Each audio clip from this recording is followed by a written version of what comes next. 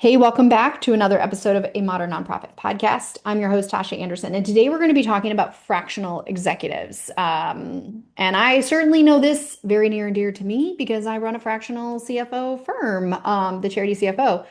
But we're not just going to be talking about accounting because I have brought along my new friend, Cindy Wagman. Cindy, you are the brainchild behind the Fractional Fundraising Network. And while you're not necessarily serving as a fractional fundraiser now, you work with a lot of fractional fundraisers. So kind of zooming out a little bit, we're going to be talking about fractional executives as a whole, but also kind of our experience of obviously you on the fundraising side, me on the finance side. And the world is starting to explore a little bit more about what it would look like to have fractional executives. So for those that are listening and you're kind of thinking about this idea, whether this makes sense for your organization, hopefully you take some good things to consider from this conversation. Before we dive in, Cindy, I want to say thank you for joining us on this day to talk about this topic that I think you and I are pretty passionate about. What we've learned works and doesn't work, and have a really honest conversation about whether an organization should consider this path or not, and what they should look for. So thank you for sharing your time with me. It is my pleasure. And like you said, we are both very passionate about this. And I think that it's a little buzzy right now. And so having these conversations about when does this work, when doesn't this work, how to think about this strategically for your organization Mhm. is really important that we are kind of getting everyone on the same page around what is Mhm. this weird thing called fractional. Exactly, exactly. So let's just dive in. Let's define that. What exactly would you say is a fractional executive when someone asks you, like, what does this mean? What Yeah. should I expect? How would you So explain? usually I would describe actually, like I would start with like who is this right for?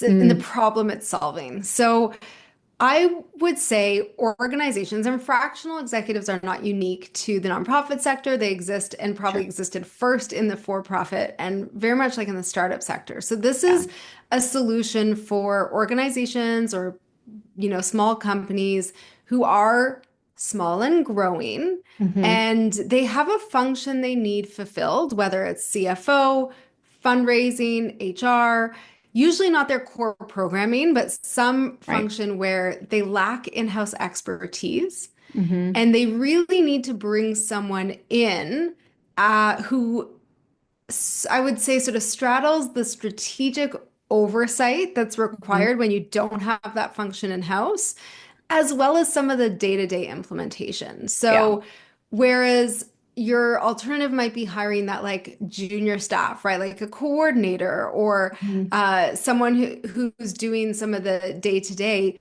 but they don't have experience. And usually what that looks like is they it becomes a strain on the executive director because Hmm. now the executive director doesn't just have to like do that job off the side of their desk. They have to oversee someone who's not great Right. at doing that job yet. Right. Hmm. Or the alternative is typically like a consultant who comes in and gives you advice and then walks away. Right. And that also adds more work and more stress. And so a fractional is really designed to bridge those two extremes Hmm. of getting the day-to-day work done with the strategy, with the experience. So you're looking at a fractional is someone who has a lot of experience and expertise in the function that they're bringing to the table. And so you don't have to worry. You don't have to stress Hmm. about micromanaging or monitoring or all of that. You have a strategic thought partner, someone who's really going to take the mental load off of the executive director, but they'll also make sure it gets done and be Right. responsible for, crossing the T's and dotting the I's and actually Hmm. moving things through implementation because the implementation piece is really where organizations see long-term success with any function. Yeah, I don't know if I could add anything to that. I think you did an amazing job summarizing that. I think for so many organizations that we've been introduced to, not necessarily choose to work with us or not, but I kind of describe this as, organizations only have so many resources, right? Let's just talk finances specifically, I Hmm. suppose.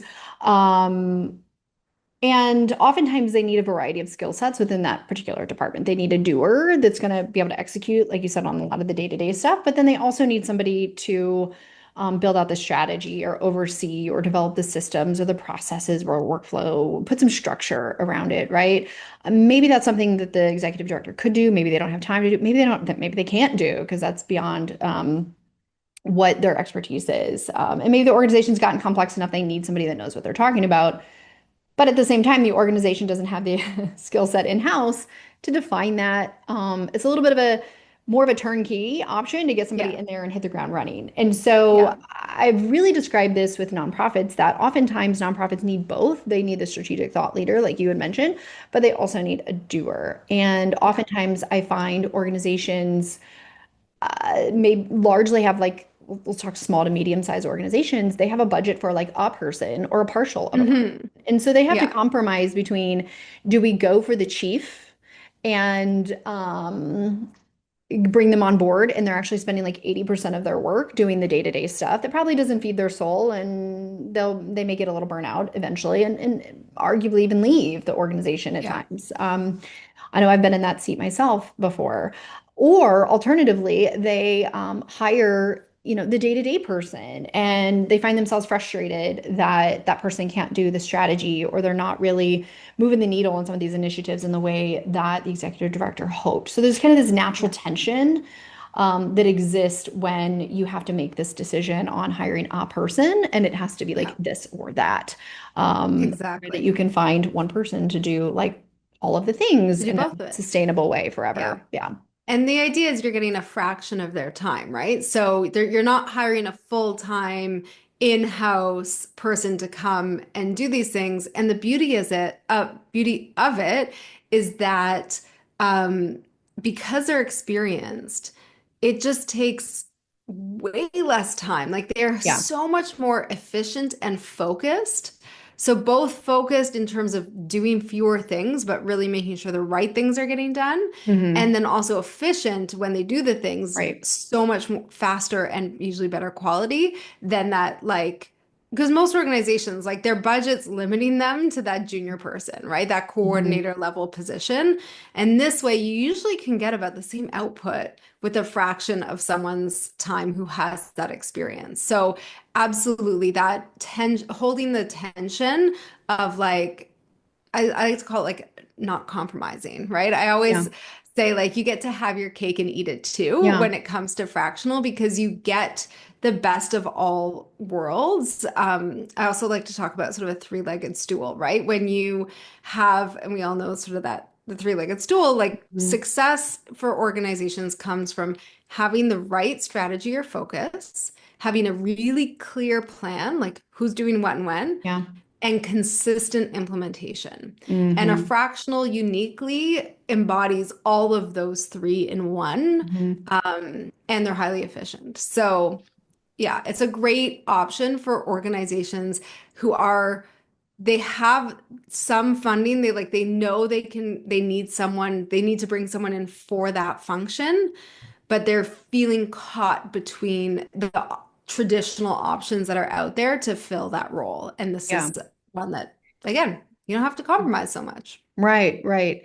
And I think there's, kind of speaking to the benefits of organizations, I love that you brought up that this concept was really probably originated in the startup entrepreneur space, right? And what comes to my mind when you said that, and I think about fractional in some sense, that I think there's a lot of truths and myths, and sometimes they're both the same. So, truths, and that I think they're, like you said, a fraction of their time. You're sharing that person with other people. Sometimes that equates to cost savings. Sometimes it's not cost savings because maybe what you were getting before was not cutting it. And so to get the person you need is more than what you were paying before. So it does. So I think it could save you money compared to alternatives, but Yeah. the myth is that it's going to save you money on what you pay right now. Yeah.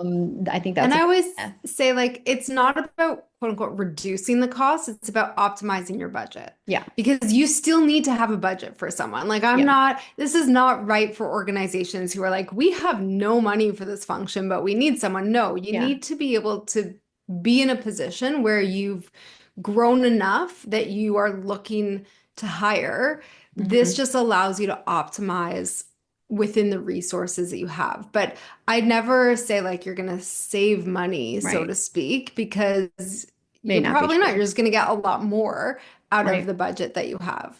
Which kind of brings me back to like the startup vibe where you're getting the expertise you need in a flexible way, whether it's Mm, both in time, your ability to pay because you don't quite need a full-time person, but also it's a right size support for like a lean team and maybe someone mm, that you can scale with, or maybe someone that serves in an interim capacity until you reach that right level of growth that then makes sense for you to consider other alternatives like full-time hires. So yeah.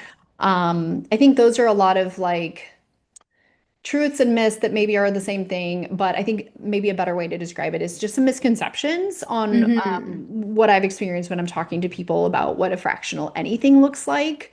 Um, yeah, so I know we'll probably talk a little bit more about that. So Yeah. as we think about that, then if we kind of debunk a little bit of the myths, what is the concept of it? I guess the real question is like, what should these executive directors that have exhausted other options, hit the end of the road, whatever has led them to this point, that maybe I need to consider this fractional, what should they be looking for?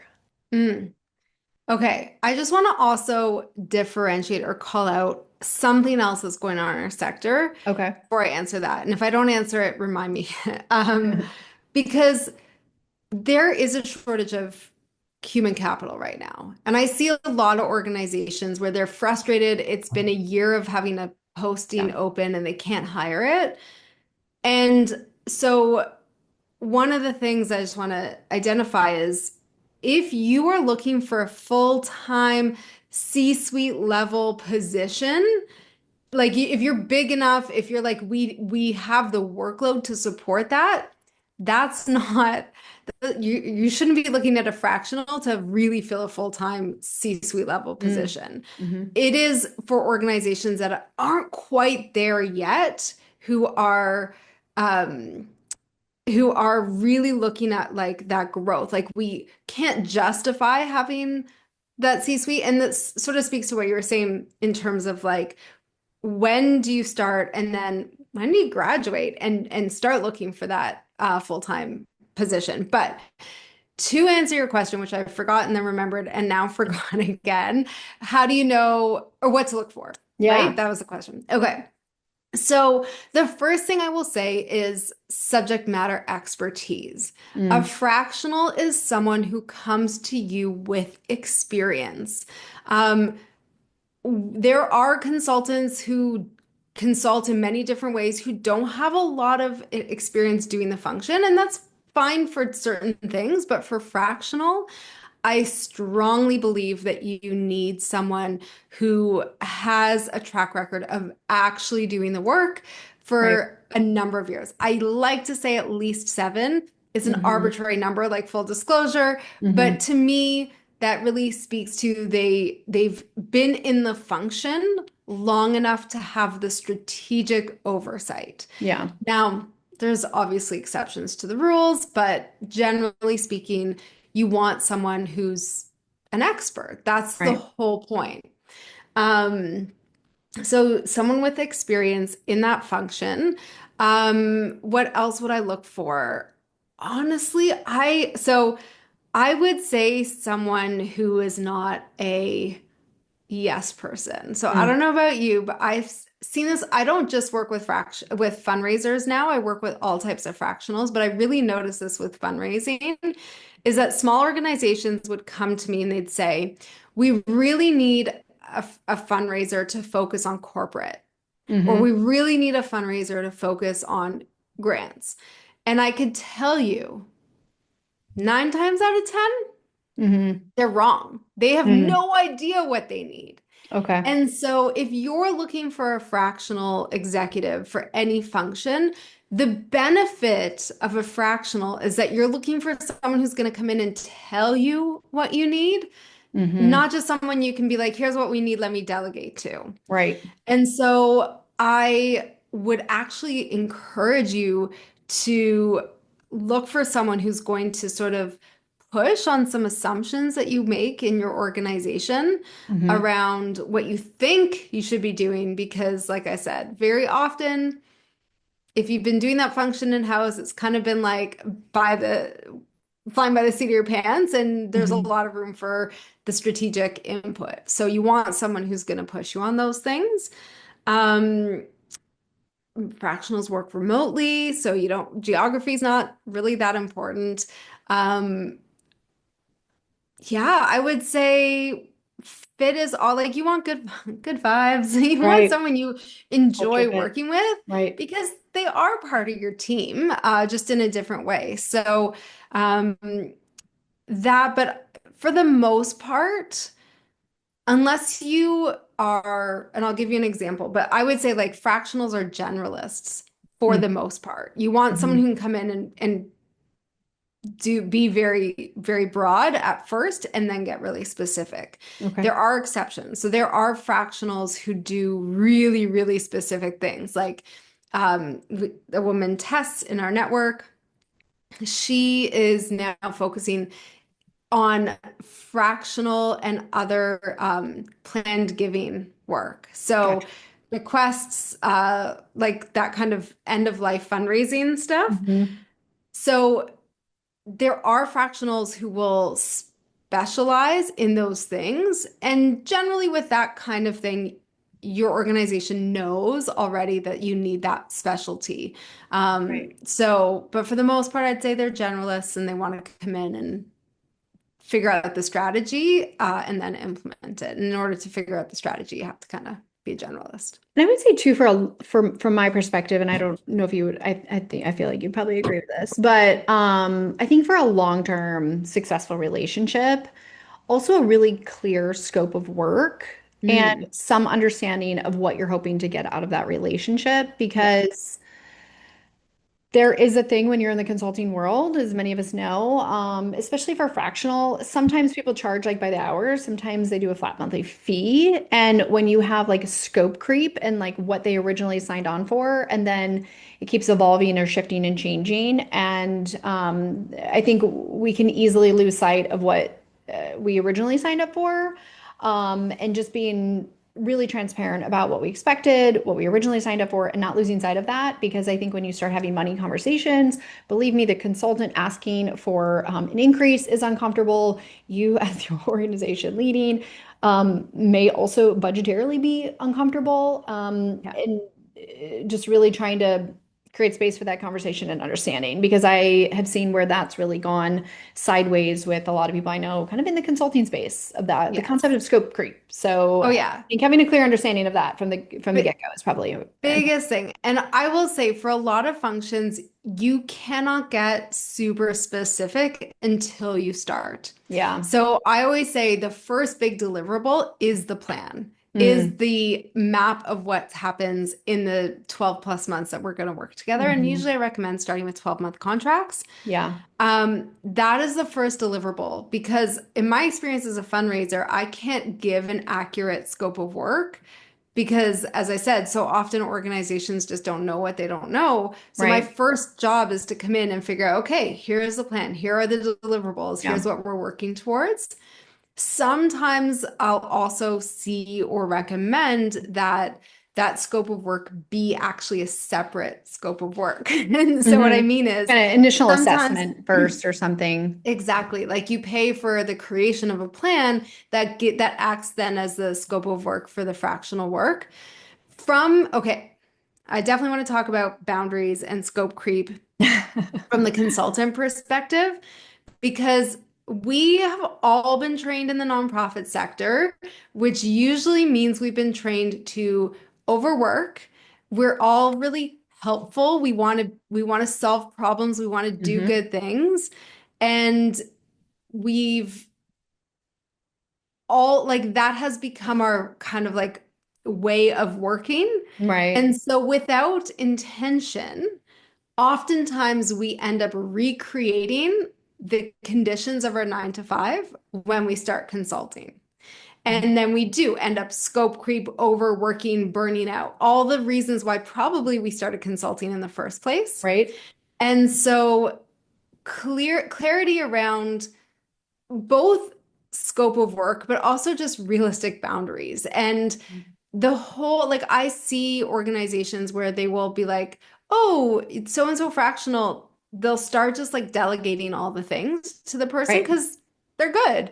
Yep. It is 100% on the consultant to say and push back that actually strategically, not whether or not it's in, I mean, it shouldn't be in the scope of work, but even if it's not in the scope of work, like you should be able to evaluate strategically if it's something you should add or not add and Yeah. push back. And if Right. you add, what changes? How to, but Mhm. it is on us as consultants because organizations have never been trained to work that way. Yeah. And so we have to set like we have to learn. And that's actually like I always say, because now I train consultants on how to Hmm. run their business, there's two big areas that I work with them on. One is how to find clients, because usually we're really good at our function and we have no idea how to run a Right. business, no idea how to find clients. And then the second is how to, manage the workload of this. I also personally never recommend hourly work as a Hmm. fractional. You essentially are like penalizing yourself for efficiency. It's more the learning the skills around boundaries and when to say no and how to stand up for your strategic thought leadership. Yeah. Well, I think that dovetails nicely because I could keep going on that topic, but I want to draw some clear like question around like how can a nonprofit leader know when it's time to consider a fractional executive? Because I know this is going to take us into like what it is, what it isn't. Like if you Yeah, want these things, a fractional is probably not it. You yeah, know, there's a lot to unpack with that particular question, which I think dovetails into the last yeah, statement you just made. So how would a nonprofit leader know it's time to bring on a yeah. fractional? Or if we want to flip that question, like when is the Okay. time not to? Okay. So when you have a function that, again, like you're not sure you have a function, you need someone to manage day to day. Hmm. But you don't have not even the budget, but like you don't have the bandwidth to manage someone junior, right? Like you need someone who can come in and hit the ground running, and you don't need them full time. It's not a big enough role or established enough role that you are like, if you've had someone as like a um, director of development or like a senior HR, like a it's not CHR, senior HR person or a chief marketing officer. If you've had someone in a role like that for 5 years, you're not replacing that with a fractional. You Mm. are really looking at growth roles, growth functions. So that's the first thing. Is this something that is growing and you need to grow within your organization? And then the second thing is, um, you probably don't have expertise on it and you don't want to manage the day to day. Like you are essentially looking for someone to come in. I'm going to call it like a white knight, like just to come in and just take it off your plate, sweep you off Hmm. your feet, right? Like someone who can come in and worry about it so you don't have to worry about it. Yeah. Um, you have budget for it. You are thinking long term. Nothing in our sector is a quick fix. And so you want to invest in like building this function internal to your organization over the long term. Hmm. And eventually you want to grow it to a point where you can hire someone in-house who can manage it at that senior level. But to get from like your point now to that thing, there's a lot of readiness. There's, Yeah. the can having that expertise to make sure that everything operates properly and using the right tools and all that Right. kind of stuff. So really, I would say that's when you know it's right. But like I said, if it's a big job that has had someone full time for a few years, uh, you it, you probably don't need a fractional. You probably need someone in-house. Yeah, I want to dig into that a little bit more because from my experience, I'll share some thoughts on like what are the cases or the common cases where it doesn't work out, right? Mm. Um, so I will say like sometimes we come across people, organizations that have a bit of a hybrid role. Hmm. And they're at a place where they need to start breaking out these areas of expertise. And this, I think, runs rampant in the accounting space. So the accountant will also be responsible for IT and HR and maybe some sort of like risk compliance and facilities or whatever it might be, right? And the organization has realized we can't keep finding these unicorns because they don't really exist entirely. Maybe we get lucky every once in a while, but they've started making the decision to hire specialized skills for each one of these different components, right? And so we see that oftentimes with our organizations where maybe it was a full-time hire, but they're kind of re-engineering the responsibilities a bit and Yeah. delegating out to different people. And so I think that's a good example where we've seen that the Mm, fractional could be maybe a good model, again, as you reevaluate your structure, break some things out, and then allow the organization to scale into something that might make more sense, long term. But yeah. where I find that the fractional model doesn't seem to work, um, how do I collect my thoughts and in which order do I want to say this? I think sometimes we have situations where people have an idea of what they want to do, and they want to Yeah. bring in a thought leader to help advise, champion that, but the organization's actually not really ready for the Mm, transformation that they want to have. mm, A lot of times we'll talk to people kind of in the sales process and like, oh, I want this, this, this, and this. I want to modernize my back office. I want to integrate technology. I want to do all this. And then when we sometimes get in there, it feels a bit like they're kicking and screaming and not wanting to implement the new technology. It's like, y'all said you wanted this. yeah. So really Yeah. being honest about not just you as the leader and what you want for the organization, but where is your team along on Yeah. that journey? And if there's going to be a lot of resistance to the change, that maybe there needs to be some more intentional conversation about that, leading up to just bringing in this fractional person. Because without collective, buy-in or support from senior leadership and you setting the tone as a leader that this person is coming in to have this impact, it's going to be really difficult for a fractional anyone, I would guess, but especially in our case as a fractional CFO, to champion all this change, especially when we're in a support role. It's not like Yeah. we're head of programs and have an influence on the overwhelming majority of what we're doing. A lot of fractional, I would guess, as you kind of alluded to anyway, Cindy, are support roles. And Yeah. so we're Yeah. important, but like not the main driver. Totally. Like I always say, this kind of like these functions that are not core to programming, but core to the operations of the Yeah. organization. The other thing I'll add is kind of not as like an also is if you're just looking for someone to delegate things to, a fractional is not that. Like if you're just like, I know what I want, I know what the solution is, and I just want to come in and tell you as the fractional, like what to do and where to, like how to do Yeah. it. Yep. No, you want someone who is figuring out those things for you, not the like, I have a clear plan, I just need to like hand off the day-to-day Yeah. work, right? Then you probably That's an just want employee. someone. Yeah, That's an employee. Yeah. exactly. And we've observed that too. It's like, we need somebody to do this work, which I think you've kind of mentioned and alluded to certainly Yeah, during this conversation. We need someone to do this work because we can't find the talent in the job market or whatever the limitations are. But we have a very prescribed process. Like we know what we want done. It needs to be done in this way, in this time frame, et cetera. And even if it's difficult to recruit or find that person, that is an employee dynamic, and that yeah, will create tension, I think, for both the leader of the nonprofit and the fractional whoever, that a fractional person cannot just simply have while there's consideration for the individual nature of each organization, they can't have yeah, like the wild, wild west where it's just like a completely different approach to work, a completely different style, different processes, and to have them be able to scale their work or do it in an efficient or effective way just isn't going to work for yeah, a fractional. yeah. I had a client say to me the other day, I'd said, what advice would you have for other leaders that might be considering, outsourcing or hiring a fractional CFO?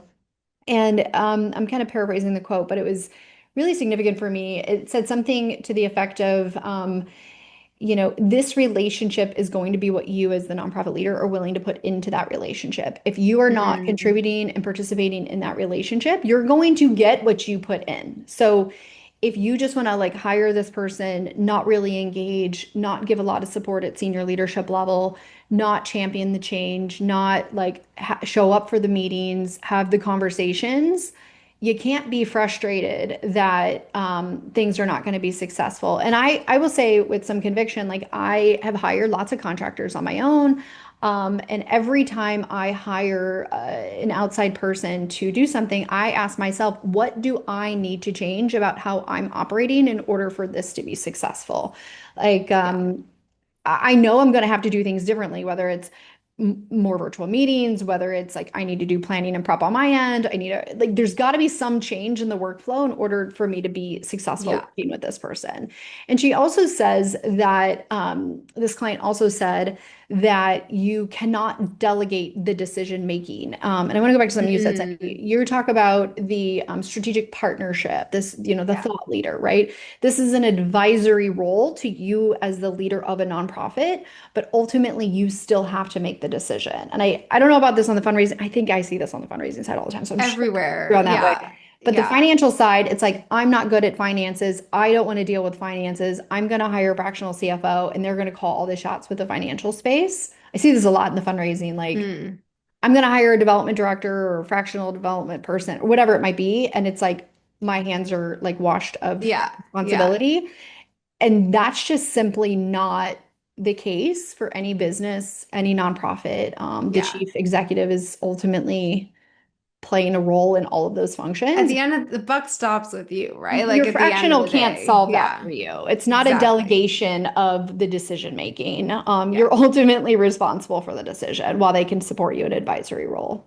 Yeah. Absolutely. I think that's I mean, I want you to listen to your fractional because they know what they're talking about, but at the end of the day, the accountability is with the organization and with the leadership.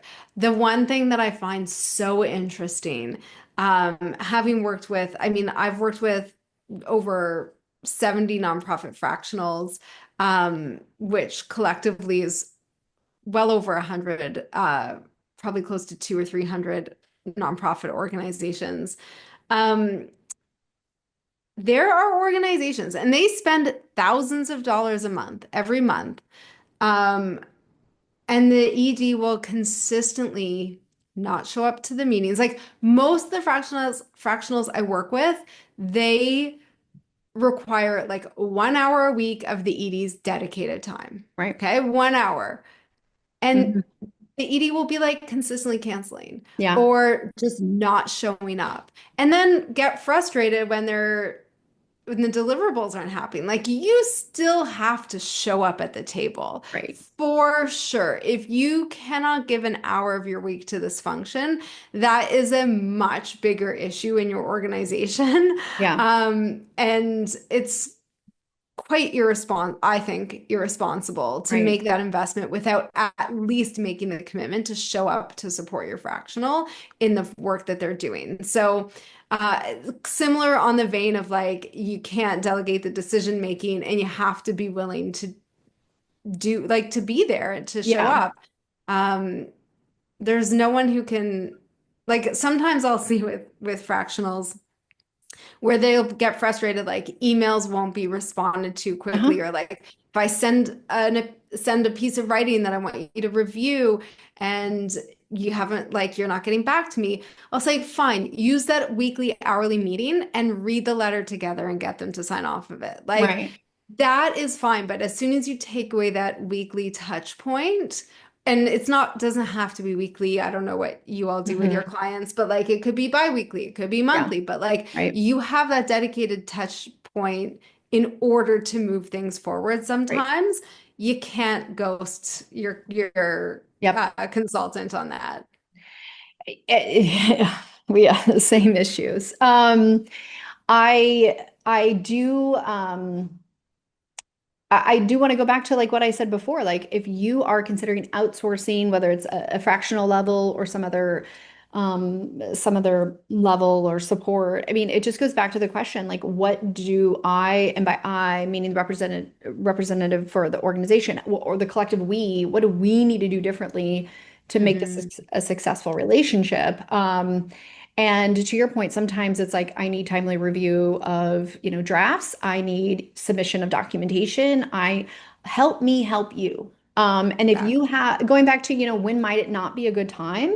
If you have some things that you know culturally you need to shift within your organization, greater bit of accountability, developing some workflows, processes, if you want somebody to come in and strengthen that, then you also need to, number one, get your team on board or kind of give them a heads up, like this is why we're doing it. And then also continue to support that fractional as they roll out some of these changes that you have kind of identified were a priority for you. But so oftentimes I see, yes, this is a priority for us. They show up on the sales call, sign the contract, we get introduced to the team, and then never see the executive again. It's like, okay. And then the staff's frustrated with us, and like, we don't know how to make the transformation that we had hoped. And kind of along those same veins too, I don't know if you have this experience. If you have a hunch, sometimes I find that leaders hire fractionals because they have a hunch that there is a fundamental problem within a particular Mhm. department or the organization, right? And for us, this oftentimes comes into play like, I'm not sure my bookkeeping staff, we'll call it, is effective in their role or the right person for the role. And sometimes Right. that's shared with us. Oftentimes it's not shared with us. And therefore, they've now put us in a position to effectively lead a function with underperforming team members and Yeah. kind of the backstop. But on the flip side, we are not their supervisor. We are not Yeah. their we are not having performance conversations. Like we weren't really hired for that. And sometimes many times we've had conversations that, hey, this person is actually a hindrance to our success and we need Mhm. to make some decisions. And the client is unwilling to do that. And so ultimately we've disengaged with clients because Yeah. if our job is to make sure the I's are dotted and T's crossed, but the root of the data that's going in or the day-to-day activities is creating more and more rework for us, and we're not willing to address the core of the problems, I don't know how we move forward with this. And Yeah. so I guess all of this just wrapped up in a bow is like really take inventory of why you want to hire these people, really understand what impact you want them to have, and create space for them to actually have that impact by facilitating the communication, the change management, and the continued support for that person and being reasonable with those expectations in light of, in some cases, the deck stacked against us. I'm like reliving all of these moments, like, oh my gosh, You're like, oh, what the this is so I know. tricky. But yeah, that's kind of been some things that like you don't want to bring on a fractional person if you're kind of experiencing this, because what's going to happen, you're going to spend a lot of money with these folks. You're not going to have the transformation. What I've told clients too, it's like, look, I do not want you to go back to your board and have to explain to them why you've had turnover after turnover in this position. You brought on a fractional solution thinking that was going to be the answer. We've paid them all of this money. And now that person is gone too, and we're still in the same place. Like, I don't want that for you. I don't want that for me. So let's figure out what all Well, the skeletons are in the closet, bring them out, yeah. take inventory of it, and come up with a real plan and actually execute on that. Or not. You Yeah. keep doing what you're doing. Or But yeah, it's like it reminds me of the Taylor Swift song, like I'm the problem, it's me, or whatever. Like yeah. at some point, if you like, you have to look inwards. If you are seeing consistent turnover, you're not able to even work consistently with consultants, fractionals. Like, I don't want that for you, but also like at some point, I think your board is gonna like see that red flag, and Yeah. they're like, okay, this is a bigger problem. So, I mean, I'm not saying.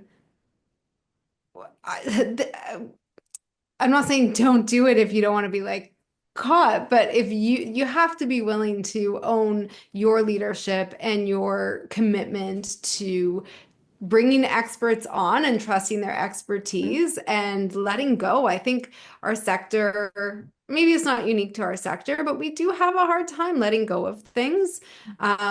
We have a hard time sometimes trusting people to do things the way that we would do them. Hmm. And in fact, with a fractional, you kind of want someone who's going to do things differently, but change is really It's hard. hard. It's And hard. so you are investing in growth. Growth is another term for change. Hmm. And so really looking at, am I ready to see what's on the other side of this growth and embrace the changes?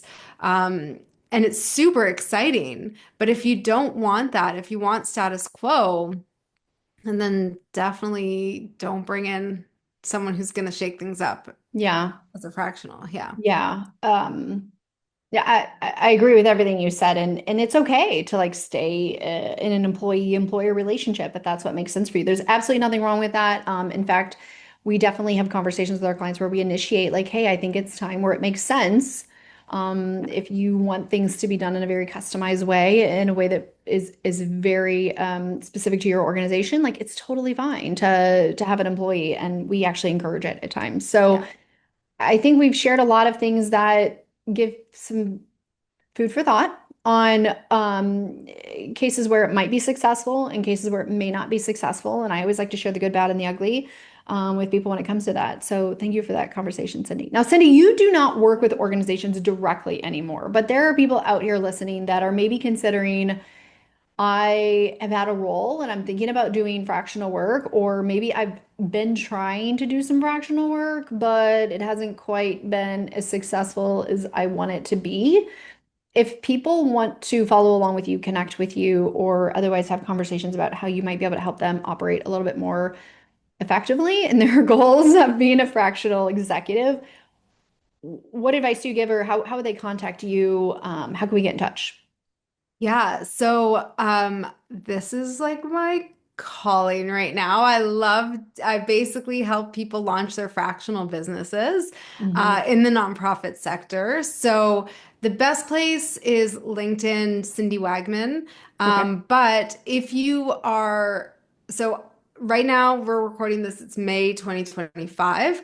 I have one last, I have a program where I teach this. I have Hmm. one last cohort of 2025 in July that's specific to fundraisers. And then in 2026, I will be teaching all people, not just fundraisers, how to Okay. launch their consulting business. So if you go to nonprofitfractionals.com, Okay. you can join the wait list and get on our email list, and you will get all the information. If you're an organization that is looking to hire a fractional, I also have, we have this network of fractionals now. So you can go to the same website, nonprofitfractionals.com, and we Okay. have a directory as well as like I call it a matchmaking service. You fill in a form and Okay. I connect you with someone in our network. Again, not just fundraisers. We Right. have marketers, COOs, all types of folks on there. So Okay. if you want, because like I said right off the bat, it's still a little bit all over the place. So if you want some sort of trusted like vetting program, that is the place to go. Awesome, Cindy. Well, I know that there's people listening that are either encouraged or discouraged. Any other way, that's okay. Yeah. Um, Clarity. As long as you have more clarity, that's a right, win. Yeah. exactly. So, thank you for sharing that directories. So, for those of might be listening and wanted to have more conversations about what that might look like, and maybe get matched up with someone that's looking for their specific needs. So thank you again. And for everybody listening, my shameless plug, please engage with this content anyway if you found this useful. It's how the world and other nonprofit leaders find content like this to hopefully solve some of their problems today. Thank you all so much for joining us, and I'll see you next time. Bye.